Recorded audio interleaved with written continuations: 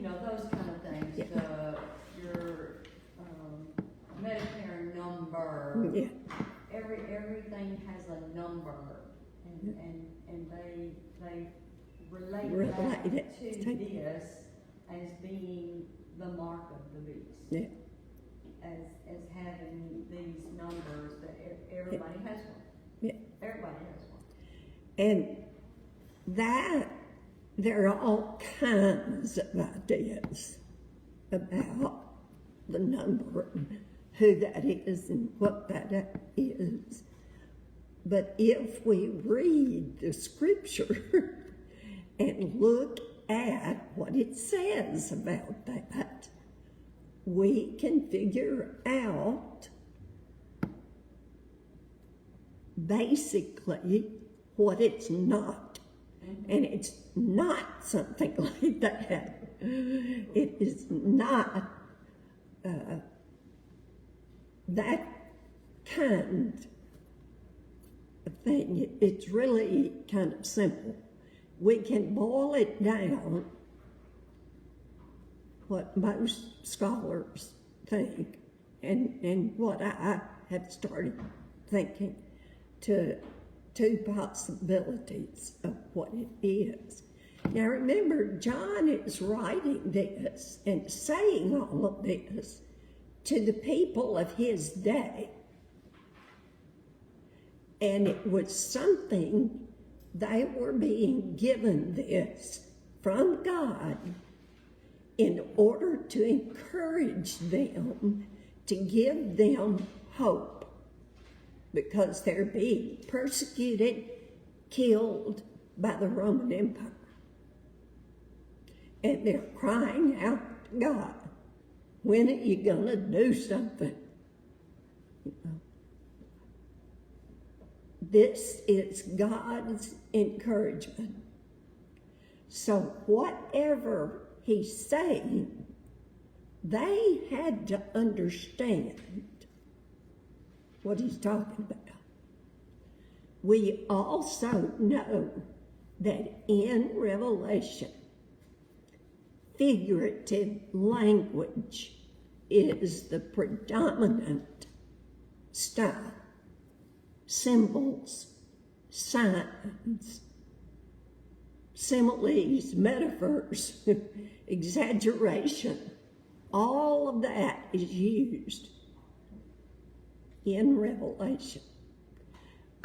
So when you see something like the beasts, and of course remember that the beast that came up out of the water, the first beast, we decided it represents the Roman Empire.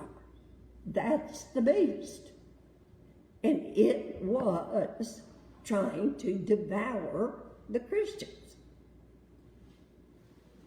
The second beast that came from the land had the same purpose as first beast, but it added a little bit of a religious flavor, using worship to overcome the Christians. Because remember, as time went on, the emperors began to require that people worship them. They built statues of themselves. And if you did not worship the emperor, what happened?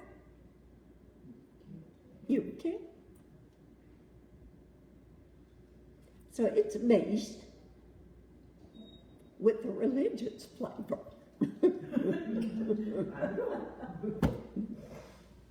You worship the emperor or you get killed. Can I interject, please?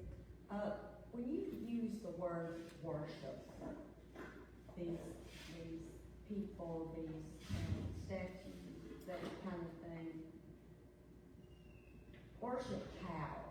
All right, and the Roman government had this cult group, probably soldiers, that went throughout all the nations Rome, and they searched out and made sure you were bowing down to that statue, Okay. that you were praying to that statue.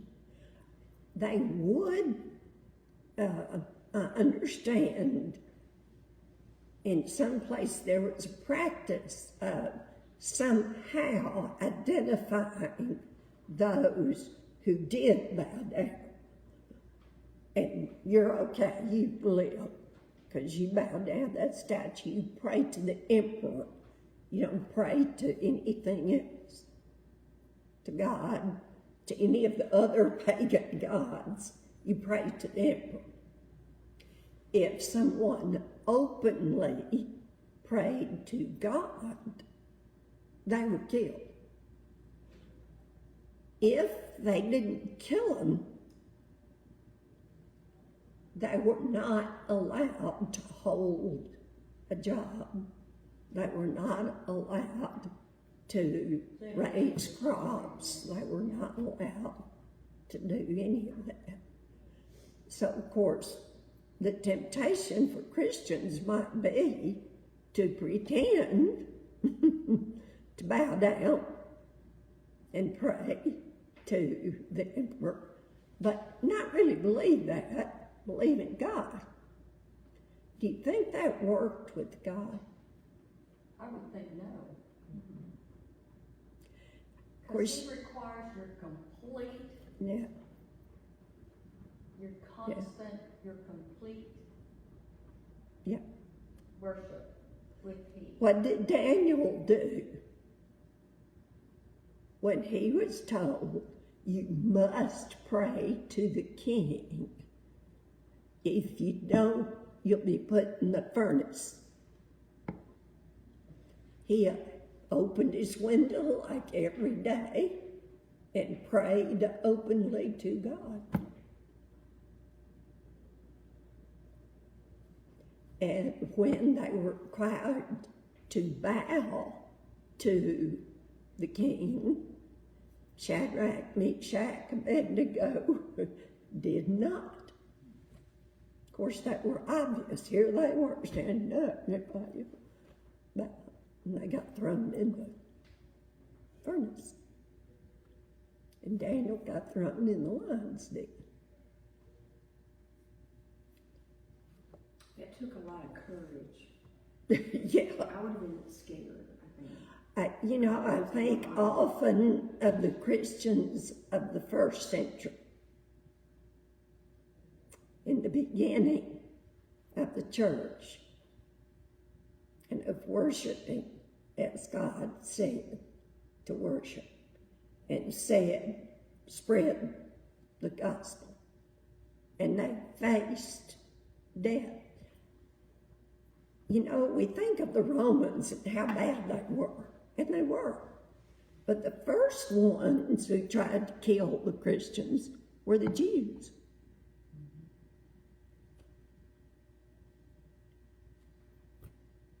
They wanted to wipe out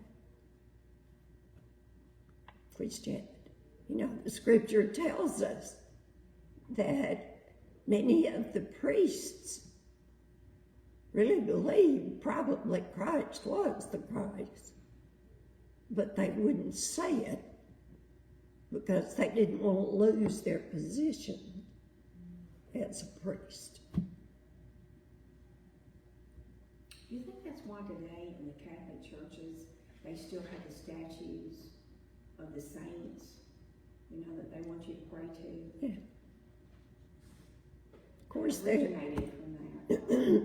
well, paganism, and of course paganism's been on the earth since almost the beginning of time, any kind of paganism. But Rome saw it as a chance of getting even more power because they were a powerful military nation. But they thought, if we can give the people something to worship, something to, to believe in, then we really got them. And that's when they decided, you got to worship the emperor. Because man is going to worship. Whether it's Satan or God, it's to be determined. So, we talk about the mark of the beast and that number. And it's not literally 666 on the forehead. It's not. No. It's not up on the forehead. Now, in Hebrew and the Greek, they did not have numbers like we do. We learn math. That came, if you remember, from the Arabs. To them, each letter in their alphabet stood for a number, an amount.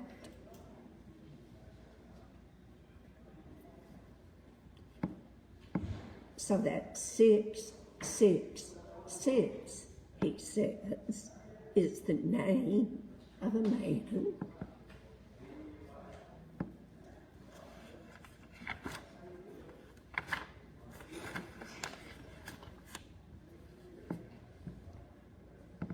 It says the number is either on the right hand or the forehead. Not a literal thing. If you extend the right hand of fellowship to somebody, what does that mean? I like you, I agree with you, we're together. The thing on the forehead, now they did have tattoos, especially for the prostitutes.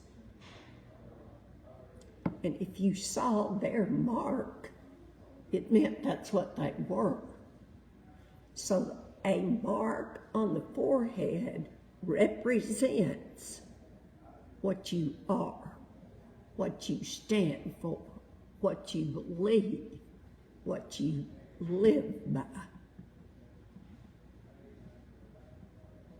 Can a person look at you and your life and tell you're a Christian, you're a thief, you're a meth person? They can look at your life and by how you live, by how you present yourself, they can tell what kind of person you are after they have known what you're like. So the beast, the Roman Empire, if you have the mark of that beast, of that empire, what kind of life do you live? No, what can those wandering soldiers see about you? They can see you worship the statue. They can tell that you agree with the Roman emperor, that you go along with the Roman life. You're stamped by that. Doesn't mean you have to have a sign that says, I agree with the Roman Empire. They can tell by how you live. what it is. Whether you, Same way today. same way that you can tell by how a person lives. They're stamped by that.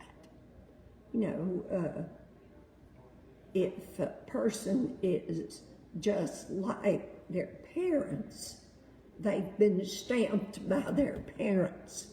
They live the same way that they were taught.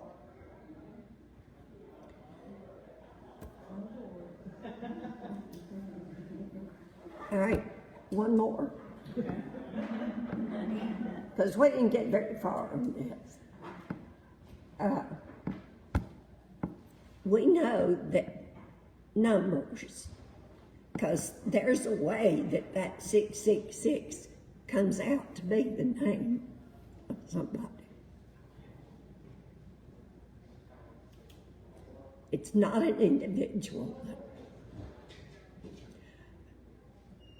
I forgot what was going to say. Numbers in Revelation are symbolic. Number 7 represents what? Perfection, completion, totality. And if you had 3 7s, really good. So what would you think 6 would be? Not good. 3 6s, bad. Yeah, yeah. You can actually, in the Greek letters, that number 666 turns out to be, if you put it with the Greek letters, the Latin man. Latinos, which means the Latin man.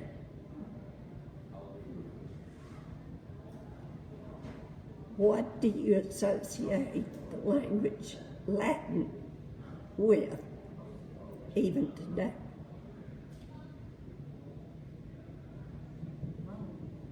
What religion?